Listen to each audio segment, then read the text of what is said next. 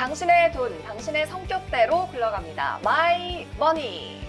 네, 성격 심리 검사에 MBTI 테스트가 있다면 경제 심리 검사에는 NPTI 테스트가 있죠.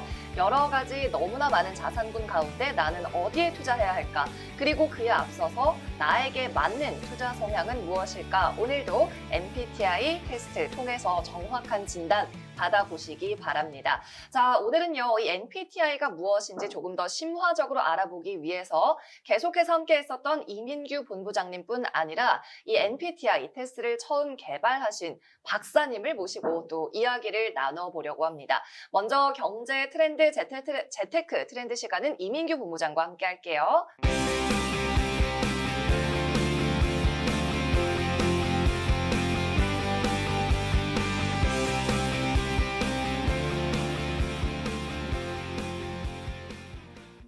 본부장님 안녕하세요. 네, 안녕하세요. 네, 오늘 새로운 환경에서 또 만나 뵙게 됐습니다. 네, 박사님 오신다고 이렇게 좋은 곳을 하니.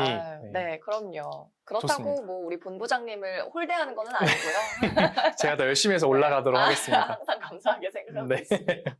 자, 그래서 오늘도 재테크 트렌드 시간에 좀 분석을 같이 해보고 아쉽지만 오늘은 일단 시청자 전화 연결은 하지 않는 걸로 네. 대신에 박사님을 모시고 더 정확한 이야기 나눠본다고 하고요. 오늘 그리고 다음 주까지 1, 2회차 나눠서 진행을 할 건데 오늘 1회차 같은 경우에는 간단하게 어떠한 테스트인지 소개 그리고 어떻게 개발하게 되었는지를 알아보고 2회차 때는 조금 더 심화적으로 사례자 그리고 사례 본 검사들을 모아서 좀 소개를 해드리려고 합니다.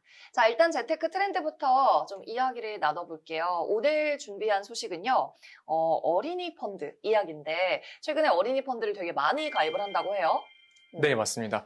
아무래도 이 어린아이들, 우리 옛날에는 뭐 어렸을 때 주식 계좌 만들어주고 막 그런 것들 사실 유행이었었던 맞아요. 적이 있는데 유행했어요. 혹시 있으셨나요? 저는 고등학교 때 제가 계좌를 만들어 달라고 했었어요. 엄마한테. 역시 어렸을 때부터 네, 똑똑하셨던 그때 것 너무 같습니다. 좋아하는 연예인이 있었는데 그 연예인 소속사 주식을 사달라고 오. 엄마한테 계좌를 만들어 달라고 했던 기억이 나네요. 네.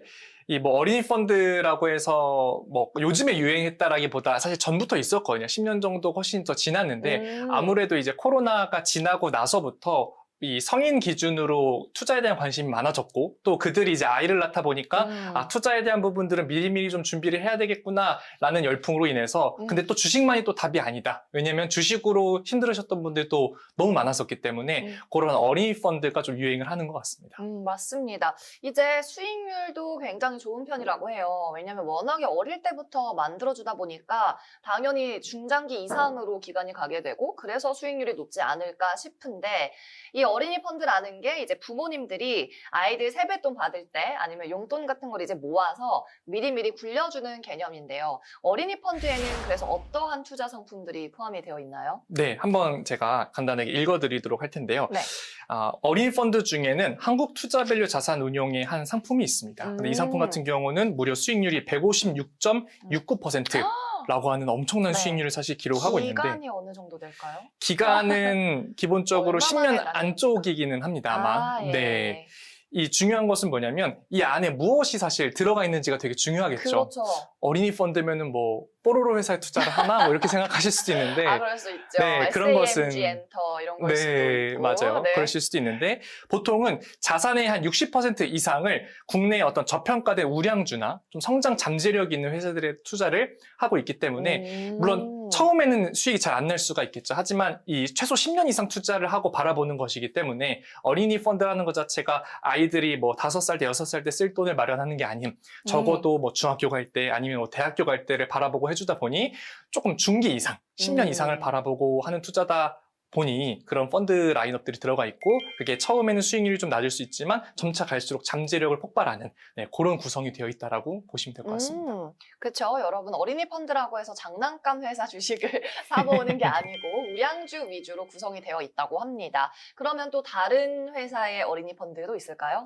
네, 다른 회사의 어린이 펀드 같은 경우는 중국이나 인도에 분산 투자를 하는 미래셋의 또 다른 펀드들이 있습니다. 이런 펀드 같은 경우에는요, 뭐 텐센트, 알리바바와 같은 중국 기술주 투자를 하는 것들이 있는데 사실 제가 하나 조금 우려되는 부분이 뭐가 있냐면 네. 가입자분들께서 이제 주의하실 것들은 사실 순자산 규모가 너무 작은 것을 선택을 하면 안 된다. 물론 이 순자산 규모가 뭐가 크다 뭐다 작다라는 것은 사실 사람마다 기준이 다르긴 하겠지만 네. 못해도 10억 원. 좋다라고 하면 좋은 것이라고 하면 적어도 뭐 100억 이상 되는 순자산에 투자를 하는 것이 좋다. 왜냐하면 저희가 회사라고 했었을 때도 자산을 작게 굴리는 것과 크게 굴리는 것이 있으면 어디에 더 신경을 쓸까요? 더 크게 굴리는 네, 더 회사가 크게 좋겠죠? 굴리는 거에 신경을 쓸 수밖에 없겠죠. 그렇기 때문에 그런 것들에 조금 더 자본이 많이 몰리게 되고 그런 어떤 상품 같은 경우는 회사가 더 신경을 쓰다 보니까 수익률이 떨어지는 것을 최대한 조심하겠죠. 네. 물론 그렇다고 해서 수익이 안 난다는 건 아닌데 네. 그만큼 집중을 많이 하기 때문에 만약에 이 시청자분들께서 어린이 펀드에 관심이 가져서 뭔가를 찾아본다라고 하시면 순자산 규모가 적어도 10억, 못해도 한 100억까지 전후에 달하는 펀드들을 고르신다라고 하면은 좋지 않을까 생각이 듭니다. 좋습니다. 또 ETF의 그 운용 규모가 너무 작으면 매도할 때 좀 어려움을 겪을 수도 있기 때문에 나중에 어린이가 아이 때부터 계속 적립식으로 투자를 해준다면 나중엔 그 규모가 커질 거 아니에요? 그래서 매매할 때도 조금 불편할 수 있기 때문에 순자산 규모가 10억 이상인 상품 위주로 보시면 좋을 것 같다라는 코멘트까지 해주셨습니다. 그러면 본부장님이 보실 때 이 어린이 펀드가 꼭 아니더라도 좀 우리 아이가 어릴 때 가입시켜주기 좋은 상품들이 있다 하는 거 있나요? 네, 제가 생각하기에는 가장 이 중기 혹은 장기로 투자할 때 주의해야 될 게 뭐냐면 바로 수익이 너무 잘 났을 때에 대한 대비입니다. 잘 났을 때도 네. 우려가 있군요. 맞습니다. 우리가 이 자산 관리를 하면서 리스크가 사실은 크게 두 가지가 있거든요. 첫 뭐예요? 번째는 수익이 잘 안 났을 때 리스크. 수익이 안 났을 때는 뭐가 리스크죠? 내 자산 가치가 떨어지기 때문에 그쵸. 뭐 너무나도 명백하고 당연한 네. 거죠. 근데 중요한 건 수익이 너무 잘 났을 때도 리스크가 있을 수가 있다는 거죠. 뭘까요? 왜냐하면 수익이 잘 나면 내가 번 수익 있죠? 거기서 뭔가를 떼어가요. 세금. 그렇죠. 세금을 떼어갑니다. 그럼 시청자분들께서 이런 생각을 하실 수도 있어요.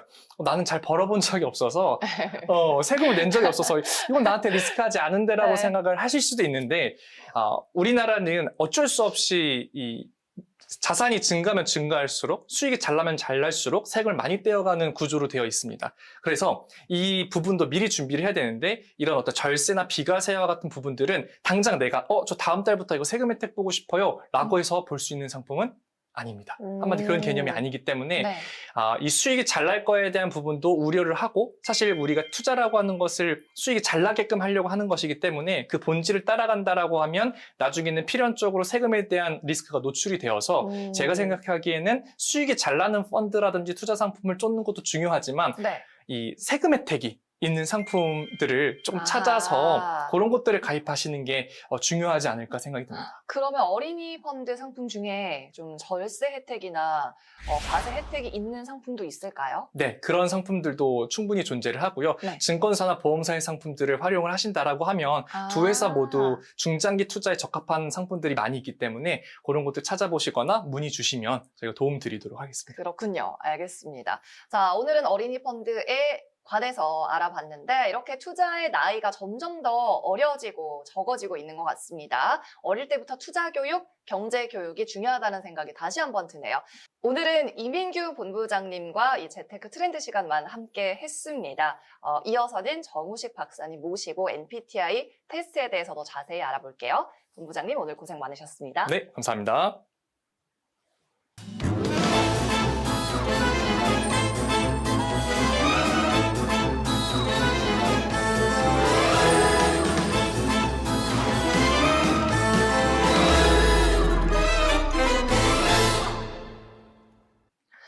네, 계속해서는 MBTI 연구원의 정우식 박사님 모시고 조금 더 자세한 이야기 들어보도록 하겠습니다.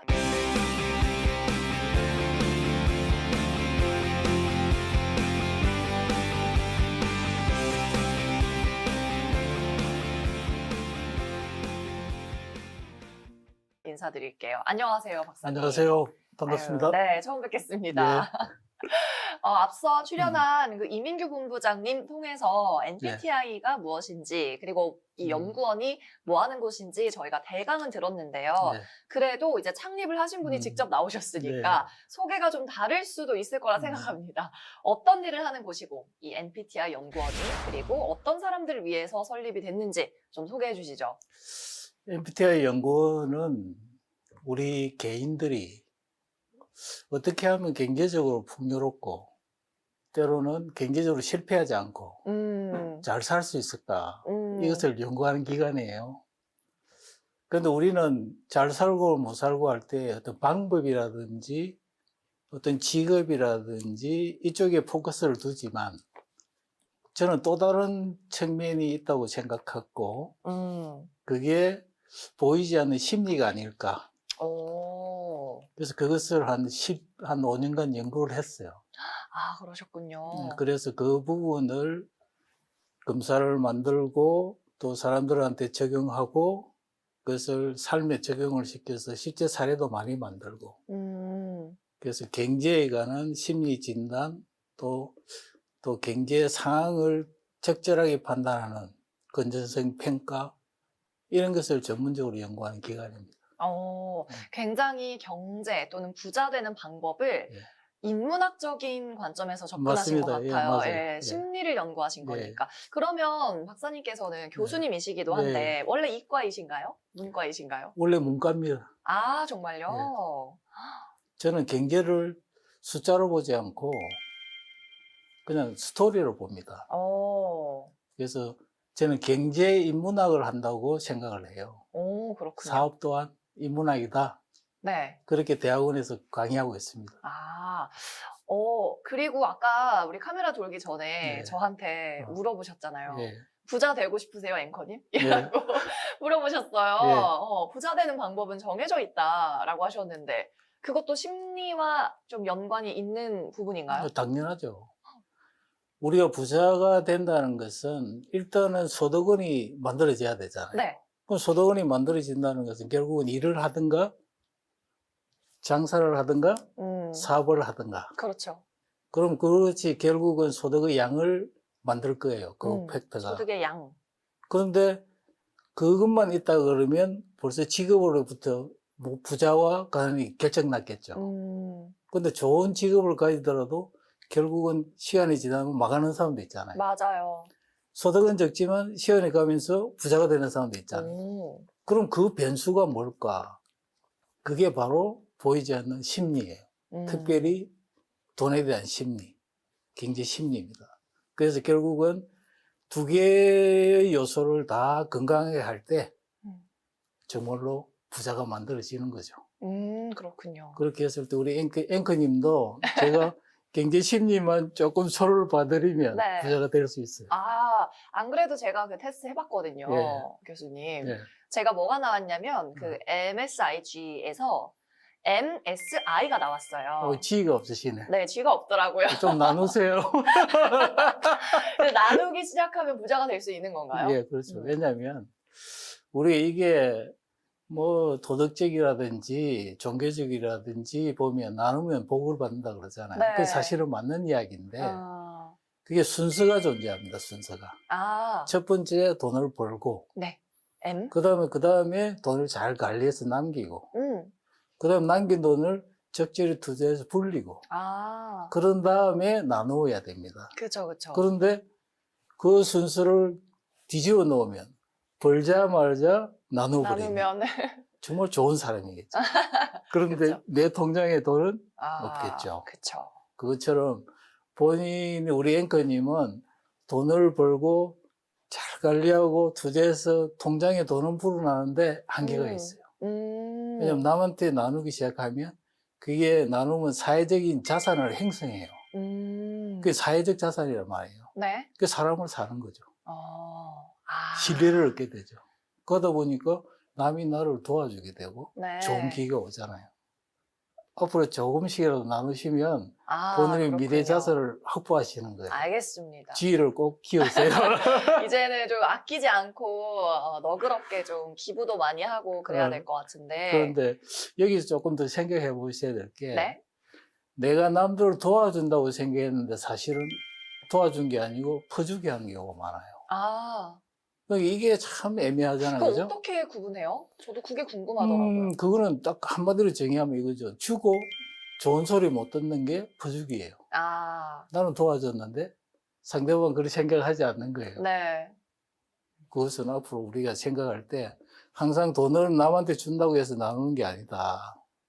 그래서 꼭 도와줄 사람한테 도와주면 그 사람이 일어나는 힘은 되지만 그렇지 않는 사람한테 도와줬으면 그 사람 결국 일어나지도 못하고 내 소중한 돈도 나가게 되잖아요. 근데 나는 여전히 뭐예요? 나는 도와줬잖아요. 네. 근데 돌아오지 않아요. 그래서 퍼주기는 돌아오지 않고 나눈 것은 반드시 돌아옵니다. 어때요? 지금까지 살아보셨는데? 아니, 그 MSIG 중에 따지고 보면 제일 힘든 것, 어려운 게 G라는 생각이 들어요. 예. 그리고 지금까지 저희가 시청자 전화 연결을 몇 주 동안 했거든요, 박사님. 예. 거의 40대 정도 되는 비교적 젊은 분들이셨단 말이에요. 네. 그런데 이 분들은 나이대 세대가 조금 젊으셔서 그런지 G가 거의 없으신 분들이 대다수였어요. 근데 G를 너무 크게 생각하시는 것 같아요, 사실은. 아, 우리가 돈을 나눈다는 게 규모가 크면 클수록 좋다는 개념에서 출발하면 나누지를 못해요. 네. 그래서 우리는 시작할 때 단돈 10,000원이라도 정기적으로 우리가 하는 연습이 좀 필요한 것 같아요. 우리가 어디 가서도 마찬가지예요. 기부를 하게 되면 나 많이 했을 때 내주고 싶잖아요. 네. 근데 그게 일반적인 사람들은 돈이 있으면 나누고 싶다는 마음은 다 가져요. 네. 근데 돈이 안 생긴단 말이에요. 그런 사람들은. 근데 지금부터 조금씩 나누는 사람들은 그런 내 마음이 그릇이 만들어지기 때문에 내가 부자가 될 수 확률이 더 높아지는 거예요. 그렇군요. 그래서 지금까지 모든 상황을 보면 사정이 안 돼서 미래가 불확실해서 나는 돈을 안 나누게 된다는 게 정당성이 있게 보이지만 사실은 그걸 거꾸로 했을 때 내 인생이 바뀔 수도 있다는 걸 생각해 보셔야 돼요. 좋습니다. 네. 어찌 하다 보니까 이제 우리가 G부터 이야기를 하게 됐는데 그렇죠. 그러면 M과 S 그리고 I를 잘하는 방법도 좀 알려주셨으면 좋겠어요. 당연하죠. 사실 네, 제일 많은 사람들이 하고 싶어하는 게 메이킹 머니. 당연하죠. 돈을 많이 당연하죠. 버는 거잖아요. 네, 우선 그거 하기 전에 M과 I를 조금 구분할 수 있어야 돼요. M은 메이킹 머니고 네. I는 get 머니예요. 아하. 뭐가 어때요? 다르죠? 느낌이 어때요? 메이크 머니가 좋을 것 같아요? get 머니가 좋을 것 같아요? 어느 게 쉬울 것 같아요? get이 뭔가 당연하죠. 항상, 그렇죠. 네, 그냥 공짜로 얻는 그렇죠. 느낌인데요. 그런 느낌이죠. 그러니까 사실은 모든 인생의 출발은 메이크 머니부터 시작해야 돼요. 아하. 그러니까 젊은 분들은 내 직업을 통해서나 아르바이트나 해서 소득을 창출하는 데 집중을 하셔야 돼요. 네. 그리고 난 다음에 그것을 지출 관리를 통해서 건전하게 자기 미래를 위한 자본을 형성하고 그걸 통해서 I로 나가야 되거든요. 그럴 때는 얻는다는 것은 내가 하는 주체가 아니라 남이 해주는 걸 내가 얻을 수 있다는 뜻이잖아요. 그때 투자 전문가들이 내 대신 일을 하면 되는데 나는 메이크머니를 해야 될 입장인데 겟머니를 하고 있으면 주객이 전도되는 거죠. 그렇죠. 그러니까 우리 앵커님도 지금 우리가 지금 뭐 하고 있는 거 메이크머니 하고 있잖아요. 우리 번호 열심히 하고 그쵸, 있잖아요. 그쵸. 예. 그것을 잘하면 잘할수록 어때요? 소득이 올라가겠죠. 네. 자기 하는 일에 전문성을 키우고 남보다 더 뛰어나면 당연히 뭐가 따라와요? 수입이 증대되겠죠. 그게 이제 메이크머니의 핵심이에요. 그래서 메이크머니는 자기 하는 일에 전문성과 실력을 키우는 것과 또한 아무리 실력이 좋다고 그래도 인성이 안 좋으면 별로 안 좋아요. 맞아요. 그러니까 실력도 좋고 인성도 좋아야 되잖아요. 그럼 조직에서 인성은 뭘까요? 협력하고, 네. 그죠? 코어할 수 있는 거. 네. 그리고 내가 희생할 수 있는 거. 그 다음 끈기. 뭐 이런 것들이 장착되어 있어야 되겠죠. 그럼 조직에서 보면은, 야, 저 친구는 정말로 실력도 뛰어나고 인성도 좋아. 그러면 결국 어디로 갈 것 같아요? 위로 올라가겠죠? 네. 근데 반대로 저 친구는 실력도 없고 인성도 안 좋아. 이 사람은 어떻게 될 것 같아요? 방출되겠죠. 그렇겠죠. 조직에서. 그러니까 방금처럼 M을 키우기 위해서 어떻게 해야 되냐라고 했을 때 제가 말씀드리는 게 그 팩터예요. 그렇군요. 확실히 많은 것이 함축돼 있네요. 네. 능력뿐 아니라 네. 인성적인 것도 그렇죠. 이 그럼요. N에 포함이 되어 있다는 거. 그렇죠. 인성이 정말 중요합니다. 그리고 웃으면 뭐가 오죠? 복이 옵니다. 아닙니다. 돈이 옵니다. 아, 돈이 오. 그러니까 그렇군요. 이 생각 하나의 차이가 벌써 달라지잖아요. 네. 그러니까 앵커님이 나와서 웃으니까 사람들이 좋아하잖아요. 네. 보고 싶잖아요. 네. 여기 프로그램에 뭔가 하고 싶잖아요. 근데 보니까 별로예요. 그러면 떠나잖아요. 그렇죠. 그러니까 웃으면 뭐가 온다고요? 돈이 온다. 그렇죠. 지금 보시는 모든 시청자분도 마찬가지입니다. 네. 집에서나 가정이나 직장에서도 항상 웃으면 뭐가 온다? 돈이 돈이 옵니다. 좋은 말씀이네요. 여러분 TV 보고 계시다면 한 번씩 웃어주시면 맞아요. 좋겠습니다. 크게 웃을수록 뭐가 김치. 온다? 크게 오는 거죠. 좋습니다. 예, 예. 자, M에 관해서 이렇게 또 인문학적인 얘기까지 녹여서 해주셨는데, 네. 그러면 S, 이 스펜딩, 소비하는 것에 대해서도 좀 여쭤보고 싶어요. 네. 사실 아끼기만 한다고, 절약만 한다고 해서 S를 잘하는 건 아닌 것 같거든요. 그렇죠. 작년에 S는 우리가 잘못 이해하는 것 같아요, 사실은. 아낄 수가 없는 게 사람이에요. 본능적으로 아끼는 걸 싫어해요, 본능이. 근데 가정생활을 하면서 부부 중에 한 사람이 좀 아끼라 그러면 상대방은 기분 좋을 것 같아요, 나쁠 것 같아요? 안 좋죠. 만약에 남편이 그러면 어떨 것 같아요? 돈을 더 벌어라 그러겠죠. 그럴 수 있죠. 그러니까- 그 부부 싸움 나는 거죠. 그러니까 아끼라는 단어와 절약이라는 단어는 뭐 사전적인 의미로 맞는 것 같지만 본능적 심리적인 언어로서는 이게 거부감을 느끼는 단어예요. 그럴 때는 우리는 다른 걸 이야기해 주셔야 돼요. 어떤 내가 돈을 쓸 때 이게 기준 자체가 필요한 것인가 아닌가만 구분하면 될 것 같아요. 그럼 예를 들어서 우리 가정에 보면 밤에 거실에서 불을 켜고 TV를 보고 이런 불들은 전부 다 필요한 거잖아요. 네. 근데 겨울에 춥다고 했을 때 난방을 틀어야 되잖아요. 네. 근데 아끼기 위해서 불도 끄고 이런 게 그래 절약한다? 이거는 아니잖아요. 그렇죠. 병원비가 더 나와요. 야, 그러니까요. 그러니까 예를 들어 거꾸로 그런 말씀드리면 거실에 있을 때는 그렇게 누리지만 우리 화장실에 불은 꺼져 있어야 될까요? 켜져 있어야 될까요? 화장실은 갈 때 아니면 꺼놓는 게 그렇죠. 좋죠. 방의 불은, 작은 방의 불은. 꺼놓는 게 좋죠. 그런데 켜져 있다면. 그건 그럴 때, 낭비네요. 야, 그럴 때 이런 말을 하는 거죠. 야, 돈을 아끼기 위해서, 절약하기 위해서 왜 불을 꺼야 되지? 왜 그러니라고 하면 본능이 안 받는다 그랬죠. 대신에 저게 필요하니? 하면, 필요 안 한 것 같아. 그러면 스스로 꺼는 거죠. 그래서 항상 우리는 필요할 때는 돈을 써야 되고, 필요 않을 때 안 쓰는 것만 연습을 하면 되는데, 그게 안 돼 있는 거예요. 그죠? 우리는 돈을 버는 이유가 뭐예요? 돈을 누리며 쓰려고 모으는 거죠. 맞습니다. 근데 어떤 사람은 보세요. 돈 한 푼 못 쓰고 돈을 모으면 뭐합니까? 그 돈을 누가 쓸 것 같아요? 자기는 못 쓰고, 거기에 기여하지 않은 자식이 제3자가 쓰는 거죠. 그런 건 아니다. 그래서 결국은 어떻게 하면 스pen딩을 잘할까라고 했을 때는 첫 번째 저는 그건 것 같아요. 충동구매 가소비라는 단어를 한 방에 없애려고 그러면 계획과 실행만 일치시키면 된다. 계획과 실행을 일치시킨다. 그죠? 이번 달에 내가 뭘 쓸 건지를 계획하고 그대로 쓰게 되면 충동구매도 없고 가소비도 없잖아요. 근데 계획을 하지 않고 쓰니까 충동구매, 계획을 하지 않는 하나를 살 걸 2개, 3개 사니까 뭐예요? 가소비잖아요. 네. 그럼 어떻게 될 것 같아요? 처음부터 내가 2개, 3개 살 거라고 계획하고 그대로 쓰면 계획 구매. 근데 그걸 안 하잖아요. 그러면 내가 이번 달에는 홈쇼핑에서 내가 한 50만 원을 쓸 거야 라고 미리 계획하면 이게 충동구매일까요? 계획 구매죠. 그러네요. 그럼 지금까지는 어때요? 내가 홈쇼핑 보면서 우리 속된 말로 낚였다 그러잖아요. 그렇죠, 그렇죠. 그러고 후회하잖아요. 근데 그게 아니라 내가 이번 달에 얼마를 쓰기로 작정했다면 보면서 내가 자신 있게 고르겠죠, 그죠? 아하, 그것도 일종의 신나는 일이 될 수 있겠네요. 그렇죠. 계획만 하면 네.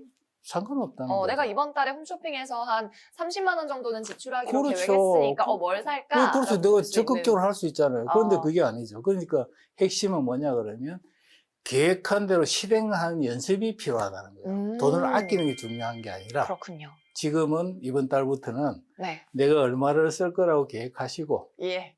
그대로 한번 써보는 연습을 하시면 알겠습니다. 그러다 보면 다음 달에 스스로 뭐 한다? 자기가 스스로 줄이게 될 거예요. 아. 그럼 제가 이제 코칭을 할 때는 이렇게 해요. 쓰는 거에 대해서는 관여하지 않아요. 계획을 하라 그러고.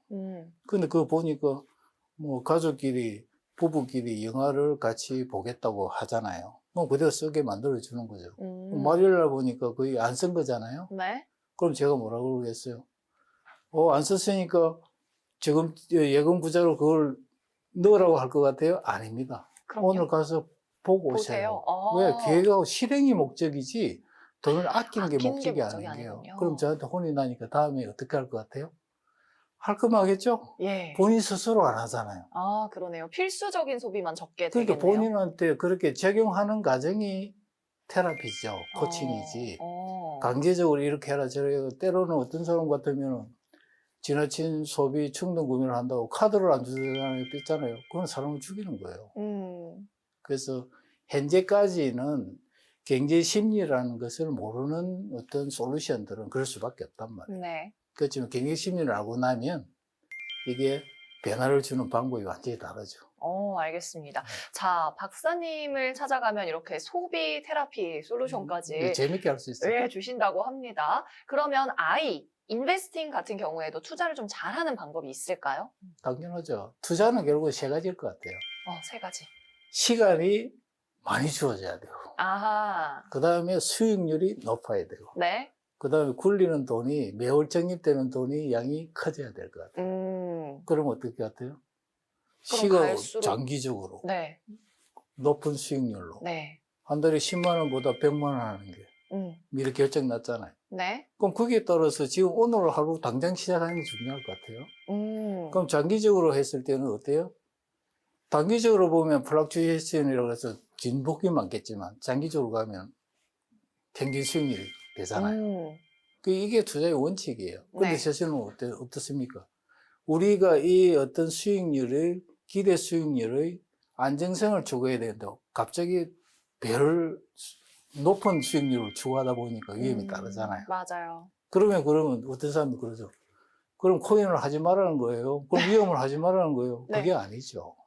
투자가 100이라 그러면 우리는 안정성에 대한 부분이 포트폴리오에 비중이 필요하고 제일 마지막은 그냥 미래에 대한 어떤 희망이잖아요. 그게 되죠. 투자할 수 있어야 되겠죠. 그래서 우리가 다른 말로 보면 계란을 한 바구니에 담지 말라는 말처럼 네. 내가 다 날려도 일정한 부분을 가질 수 있는 것만 있다면 나머지는 기회를 투자해 주셔야 되죠. 그래서 저는 뭐 여러 가지 상품 중에서 미래를 위한 그런 상품도 꼭 필요하다. 대신에 거기에 속된 말로 몰빵을 하면 안 되겠죠. 그렇죠. 그런 개념 다시 설명드리지만 투자를 해야 된다는 생각을 가지셔야 된다니까. 근데 사람들은 안 한단 말이에요. 네. 왜냐면 저는 투자에 실패해봐서 이거 걱정이 되는 거죠. 그게 심리잖아요, 결국. 네. 그러니까 심리가 과거의 어떤 트라우마 때문에 투자를 하지 않다면 결국은 팩터는 뭐예요? 돈을 못 크는 거죠. 그럼 제가 상식적으로 말씀드리면 돈을 어느 정도 커야 본전이 될까요?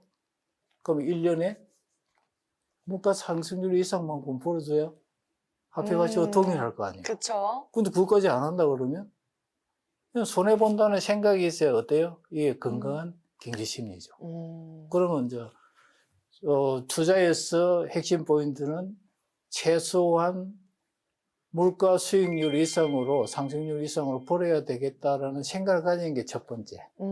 두 번째는 내가 감당할 수 있는 수익률의 폭을 정하고 거기에서 시작하는 게 두 번째. 그리고 최소한 시간을 최대한 확보하는 것. 그리고 아까처럼 소비와 지출을 통제를 잘 했었어. 네. 계획적으로 해서 네. 굴릴 수 있는 돈을 많이 만드는 것. 아하. 그랬을 때 또 전문가의 도움을 받아서 아주 수익률도 있고 안정성이 있는 상품에 투자한다면 본인의 미래는 부자로 가는 거예요. 알겠습니다. 자, 투자가 두렵더라도 네. 반드시 투자는 해야지만 부자가 될 수 있다. 이런 말씀. 당연하죠. 네, 까지 정리를 해봤고요. 이렇게 MSIG 각각 무엇인지 알아봤는데 네. 사실 요즘 유행하는 젊은이들이 좋아하는 MBTI 테스트와 상당히 유사한 부분들이 많이 발견이 돼요. 예, 예. 그래서 꼭 여쭤보고 싶었던 질문인데 MBTI 테스트와는 어떻게 다른가요? MBTI와 NPTI는 MBTI는 성격을 본다고 보면 네. NPTI는 돈에 대한 성격을 보는 거거든요. 음, 그래서 MBTI를 보면 서로가 다름을 이해할 수는 있잖아요. 네. 저래서 그렇구나. 이해를 할 수 있잖아요. 음. 상당히 좋은 도구인 것 같아요. 성격에 대해서 다름을 알게 하는 거는. 그런데 성격을 이해하더라도 경제적인 문제가 해결되지 않아요. 이해는 돼. 근데 이 경제는 여전히 그대로예요. 네. 그럼 결국은 어떻게 될 것 같아요? 경제적인 문제로 커플들이 이혼하는 확률이 넘쳐난데요, 바로. 너무 많죠. 그러니까 MBTI는 서로 이해할 수도 있지만 결국은 큰 문제를 일으키는 경제의 문제를 알게 줄 수는 없잖아요. MBTI는 돈에 대한 성격인데 서로가 만났을 때 부자가 될지 안 될지를 미래를 알려켜 주는 게 달라요. 오. 그러니까 우리 앵커님이 MSI주의자 중에 MSI잖아요. 네. 우리 앵커님은 나중에 돈이 없어서 힘들지는 않겠는데 네. 자기 혼자 잘 먹고 잘 살 수 있겠네 이렇게 판단을 하시는 거고. 그럼 저의 배우자가 G를 갖고 있으면 궁합이 좋은 건가요? 그런데 G만 가지고 있으면 이런 거예요. 본인은 MSIG를 해서 통장에 다 풀어나오고 있는데 G만 있는 사람은 이거가 맨날 나눠주려고 할 거예요. 그럼 네. 어때요? 안 되죠. 그쵸. 그럼 본인은 MSIG를 만나요. 네 개 다 있는 걸 만나요. 그렇군요. 그러니까 제가 볼 때는 이 모든 시청자분도 마찬가지고 이걸 검사하셔야 돼요. 그래서 이걸 다른 말로 경제궁합이라고 보는데 네. 그래서 본인의 MSI와 예를 들어 G가 만나면 부자가 될 확률이 커플이 40%도 안 되는 거예요. 아하. 그러니까 G의 유행을 보면은 박애주의자예요. 너무 잘하는 거예요. 그러니까 결혼을 딱 했는데 어때요? 아유. 그러니까 경제 심리가 이거란 말이에요. 이게. 밖에서만 그렇게 인자하게 베풀고. 네, 그러니까요. 슬퍼지죠. 예. 그러니까 성격과 돈에 대한 성격이 이렇게 다르다. 그래서 부자가 되려면 부자의 경제 심리를 갖고 있어야 되고 또 왜 실패하냐 그러면 실패하는 경제 심리를 가지고 있기 때문에 실패하는 거다. 제일 중요한 게 네. 경제 심리 검사예요. 네. MBTI입니다. 이 MBTI와 가장 다른 점은 제가 생각할 때는 MBTI는 16가지의 네. 특성 유형이 있는데 음. 다 고유하게 각자의 개성이 있어 존중해 주자라면 네, 네. MBTI는 어떻게 보면 가장 좋은 우리가 추구해야 하는 유형이 정해져 있어요. 바로 MSIG. 맞아요. 그러니까 4가지 속성을 다 고루 갖추고 있는 사람이 네. 경제 심리적으로 그래도 부자 될 확률이 가장 높다라고 보는 것 같거든요. 네, 맞아요. 그럼 MSIG가 음. 되기 위해서는 좀 노력으로 개선을 할 수 있는 부분인가요? 그렇죠. 일단은 제가 볼 때는 자각이 필요한 것 같아요. 내가 지금 내 마음을 모르잖아요. 나는 열심히 잘하고 있다고 모든 사람이 생각하거든요. 그것도 사실이고. 네. 자기 스스로 부정하면 뭐 안 되잖아요. 그럼요. 근데 객관적인 도구를 통해서 검사 도구를 보면 모델이 나와 있잖아요. MSIG라는 게. 네. 그런데 내가 부족한 게 나와 있으니까 나를 돌아보게 되는 거죠. 아. 그렇게 해서 그 자각하는 순간에 그때부터 변화가 시작될 수 있잖아요. 그럴 때 거기에 대한 부분들을 솔루션을 하나씩 주고 코칭을 하게 되면 변화가 오게 돼 있습니다. 그러면 특정한 어떤 훈련 방법이나 프로그램이 따로 있나요? 예, 따로 있죠. 유형별로 다 달라요? 유형별로 다 다르죠. 유형별로 왜냐하면 생각이 다르기 때문에 처음에 프로세스는 생각을 고쳐요. 네.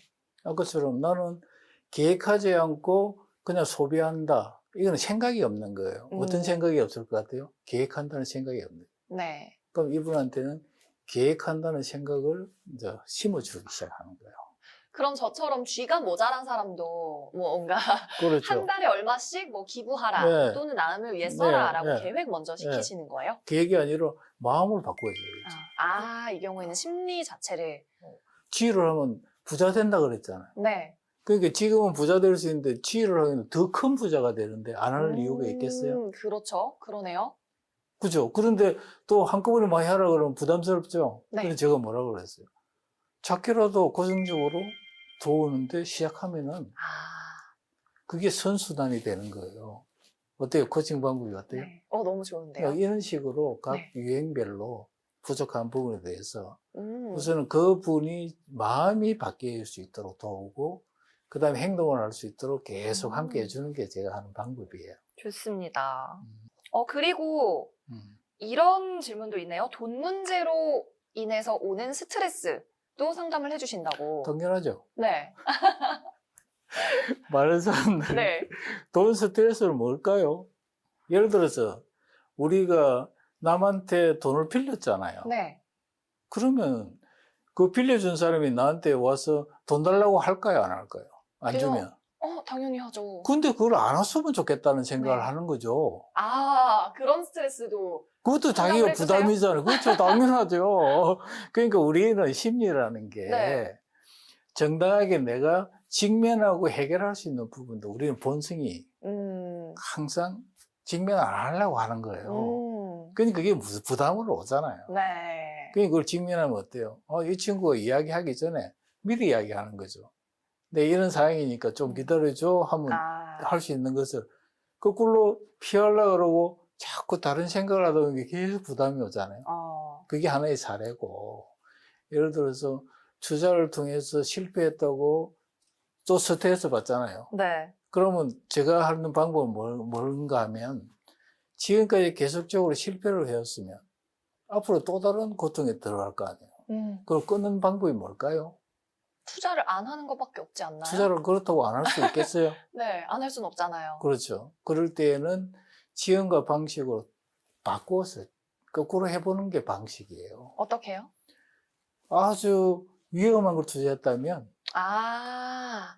그나마 많이 낮춰서 힘들잖아요. 안전하게. 하는 거. 안 하라고 할 수는 없어요. 맞아요, 맞아요. 그러니까 소위 충동 구매하시는 분은 어느 순간에 하나도 쓰지 말라고 하면 될까요? 힘들죠. 그 계획을 하나씩 해서 내려오는 부분들이 힘들어요. 그런데 심리라는 게 너무 힘들단 말이에요. 예를 들어서 어떤 질문을 했을 때 당신 남편에 대해서 사랑합니까? 라고 했을 때 전혀 아니요라고 할 수 있잖아요. 근데 그 사람은 전혀 아니라 원수가 아니겠죠? 그렇죠. 근데 네. 그 사람은 오늘 갑자기 너무 사랑하는 걸로 바꿀 수 있을까요? 심리가 안 되잖아요. 안 되죠. 전혀 아니다가 아니다로 한 칸 내려오는 게 중요해요. 차근차근히. 그래서 그렇게 심리라는 거는 단계 하나씩 내리는 게 너무 중요해요. 네네. 근데 우리 보통 사람들 어때요? 확 하려고 그러죠? 맞아요. 그러니까 안 된단 말이에요. 그래서 심리라는 거, 스트레스는 본인이 계획하지 못했던, 기대하지 못했던 것에 대한 잘못됨에 대한 스트레스니까. 앞으로 더 발생하지 않는 방법을 찾는 거지, 뭐야? 영원히 스트레스 없는 방법이잖아. 이것을 설명해 주면 많은 사람들은 따라옵니다. 좋습니다. 조금씩 개선해 나가야 된다라는 현명한 말씀이었는데, 계속 우리가 언급을 하고 있지만, 사실 연인 간에, 그리고 부부 간에 가장 갈등의 원인, 불화의 원인으로 많이 꼽히는 게 이 경제적인 문제나 돈 문제인 것 같아요. 이 MBTI에도 궁합표라는 게 있더라고요. MBTI처럼. 예. 그게 실제로 관계에서 좀 발견이 되는 건가요? 그런 사실이죠.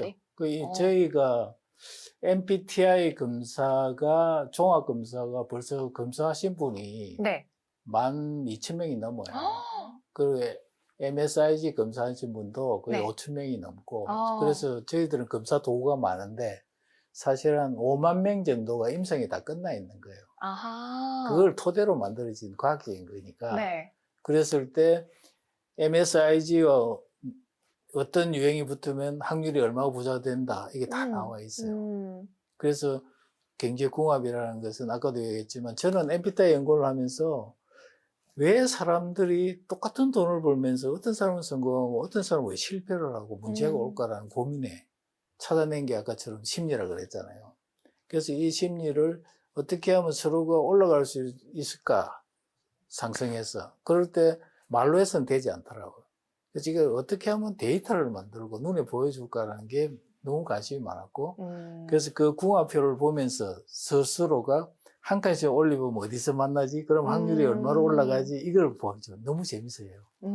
그러니까 저는 제가 MSIG 검사를 만들었다고 해서 그런 게 아니라 앞으로 100세 이상까지 살아야 되는 부부가 제일 핵심이 되면 나중에 되면 돈일 건데 맞아요.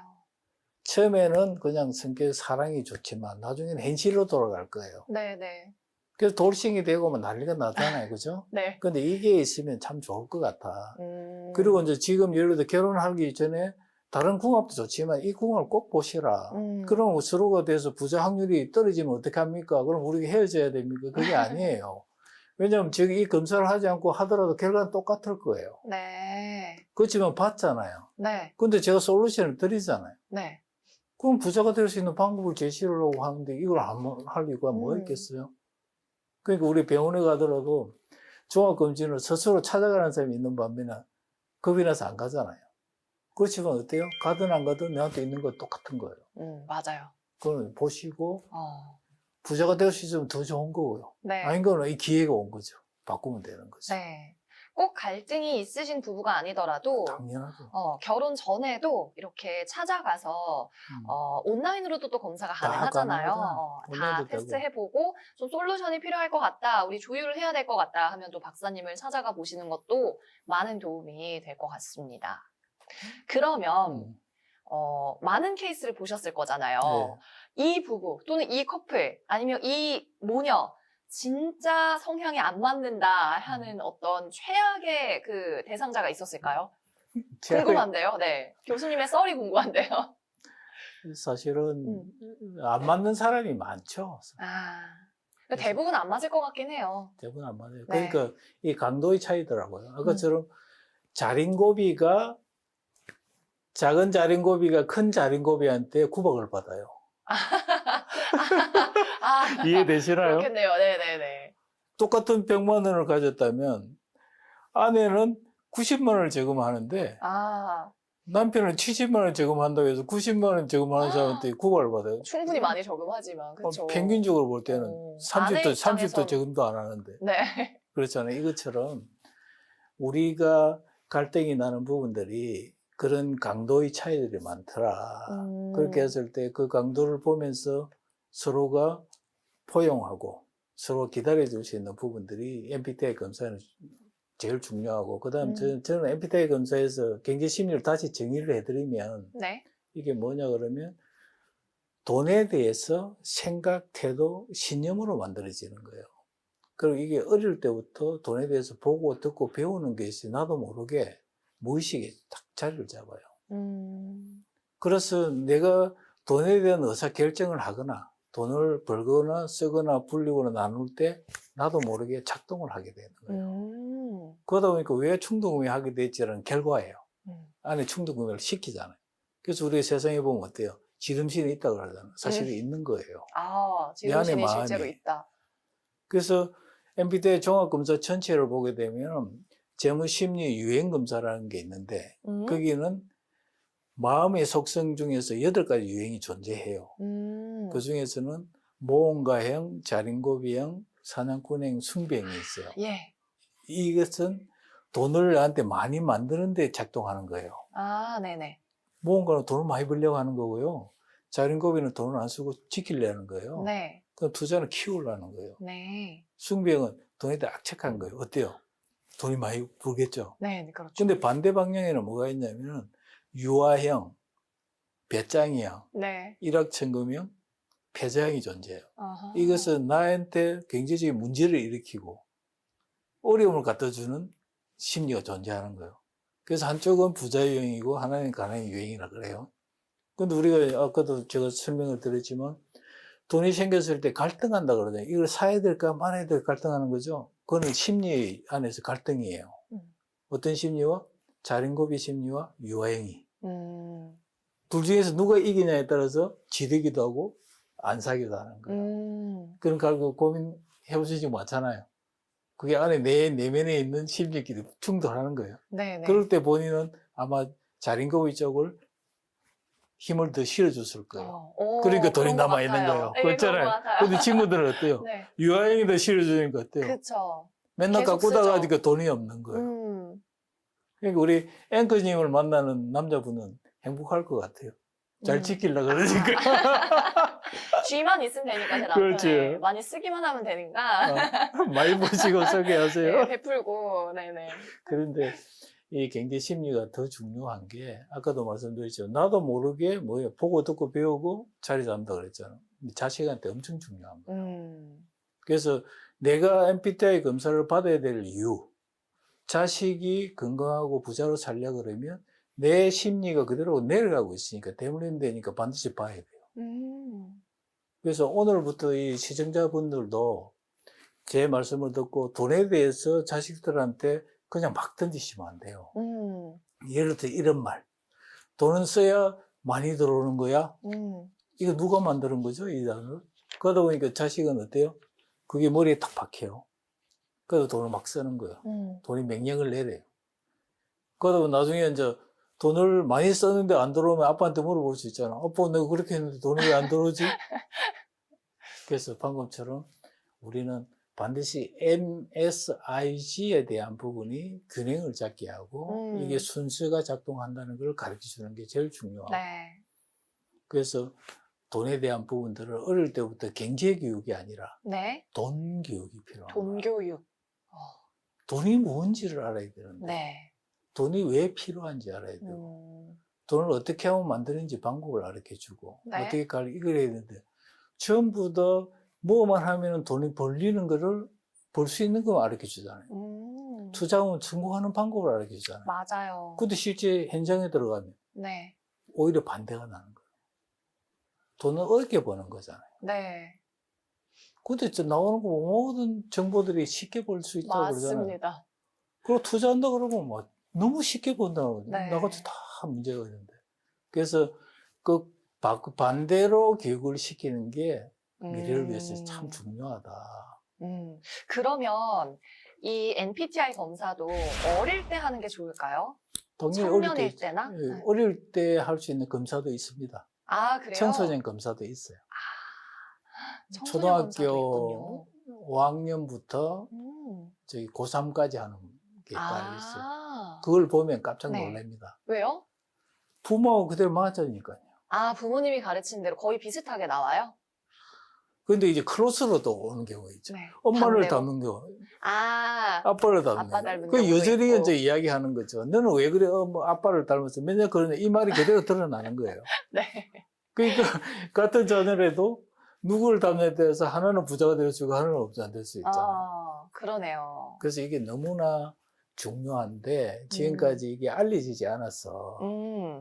그래서 여러분들이 만약에 지금 현재 경제적인 문제가 있거나 네. 지금보다 좀 더 나아지는 경제상을 만들려야 하면 지금까지 본인이 하는 일에 대한 부분도 계속 노력하셔야 되겠지만 내 안에 내면에 있는 이 경제 심리가 어떤지를 보고 이게 더 개선이 된다면 상승 효과를 가져올 거니까 네. 반드시 한번 주목해 보시는 것도 필요할 것 같아요. 좋습니다.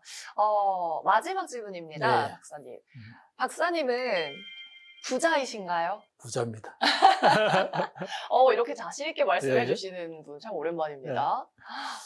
저는 이렇게 봐요. 우리가 더하기, 빼기, 곱하기, 나누기를 해서 만들어지는 돈들을 네.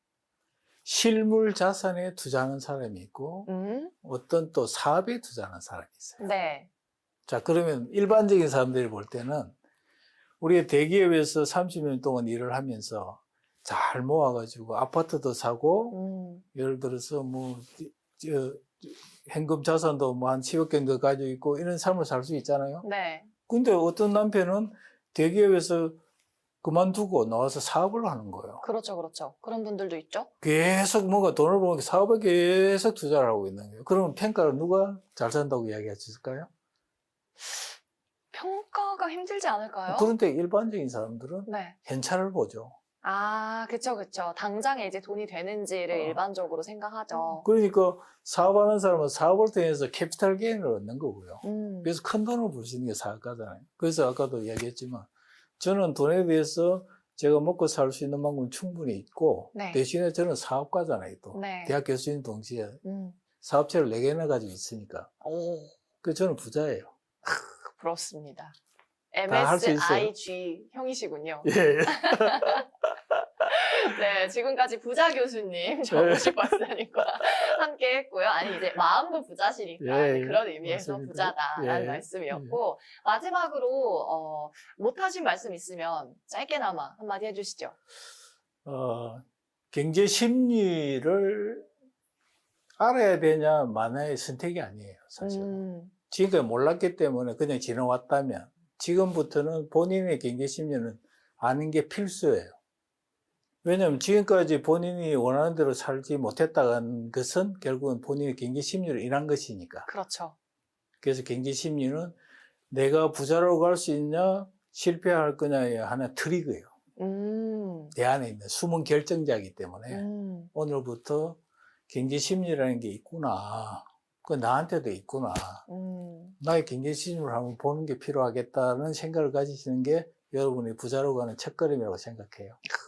맞습니다. 오늘 너무 좋은 말씀 많이 해주셨고, 진짜 좋은 테스트인 것 같아요. 예. 많은 사람들에게 꼭 필요한 예, 맞습니다. 검사라는 생각이 들어서 예. 이 방송 보시고 많은 분들이 이제 무료 검사도 있으니까 시도해 보셨으면 좋겠습니다. 예. 오늘 좋은 말씀 너무 많이 들어서 정말 예, 감사드리고요. 감사합니다. 네, 수고 많으셨습니다. 네, 지금까지 NPTI 연구원의 정우식 박사와 함께 했습니다.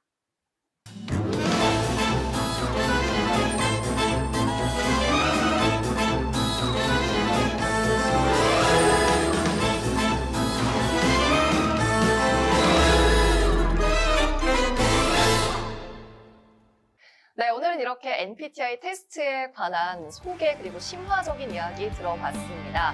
시청자 전화 연결은 계속됩니다. 참여를 원하시면 샵 3772번으로 문자 주시거나 QR코드 통해서 신청해 주시면 저희가 전화 연결 상담해 드리도록 하겠습니다.